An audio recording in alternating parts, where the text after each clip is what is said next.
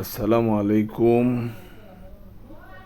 সম্মানিত দর্শক শ্রোতা মণ্ডলী, সকলকে জানাই আন্তরিক মোবারকবাদ ও সালাম। আমরা আজকে আসছি কুমিল্লা জেলার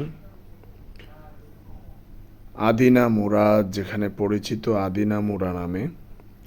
আদিনা মুরাদ যেখান থেকে বলা হতো আদিনা থেকে মদিনা দেখা যায়, সেটি কুমিল্লার কুটবাড়ি আদিনা মুরাতে হজরত শাহ কামাল রহমাতুল্লাহর মাজার শরীফ প্রাঙ্গণে, যেখানে হজরত ওয়াইস আল কারনি রহমাতুল্লাহ আলাই রাদিয়াল্লাহু তাআলা আনহু, আল্লাহর নবীর বিখ্যাত সাহাবী হজরত ওয়াইস করণী রাদিয়াল্লাহু তাআলা আনহুর ৩২টি দান্দান মোবারকের একটি দান্দান মোবারক যেখানে রয়েছে, সেটি কুমিল্লা আদিনা মুরার সেই হজরত শাহ কামাল রহমাতুল্লাহ আলাই তিনি নিজে নিয়ে এসেছিলেন সেই কুমিল্লার কোটবাড়িতে আদিনা মুরার, সেখানে রয়েছেন। তো বন্ধুরা, আজকে আপনাদেরকে ভিতরে নিয়ে যাচ্ছি। এটি হলো সেই মাজার শরীফের গেট, হজরত শাহ কামাল রহমাতুল্লাহর মাজার শরীফ এর গেট এটি।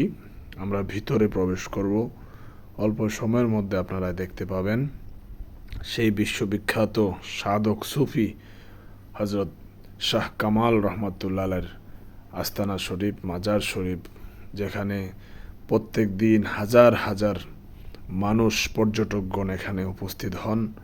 আল্লাহর ওলির এই যে একটা পাগল দেখতে পাচ্ছেন, পাগল, অসংখ্য পাগলরা এখানে আসেন, আশেক ভক্তরা আসেন এখানে।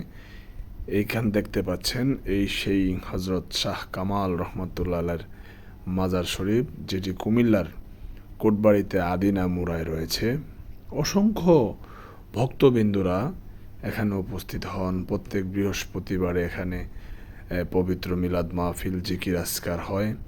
অসংখ্য মানুষ এখানে আল্লাহর ওলির মাজার শরীফে এসে আল্লাহর কাছে প্রার্থনা করেন, আল্লাহর কাছে সাহায্য চান যে হে আল্লাহ, তোমার অলি বন্ধুর উসিলায়, তোমার অলি বন্ধুর উসিলায় তুমি আমাদেরকে ক্ষমা করো, মাফ করো।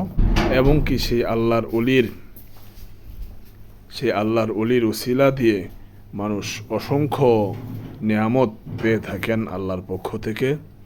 এই সেই হজরত শাহ কামাল রহমাতুল্লাহর মাজার শরীফ আপনাদেরকে দেখাতে পেরে নিজেকে ধন্য মনে করছি। এই আল্লাহর অলি হজরত ওয়াইস আল কারনি রাদিয়াল্লাহু তাআলা আনহুর ৩২টি দান্দান মোবারকের একটি দান্দান মোবারক এখানে নিয়ে আসেন।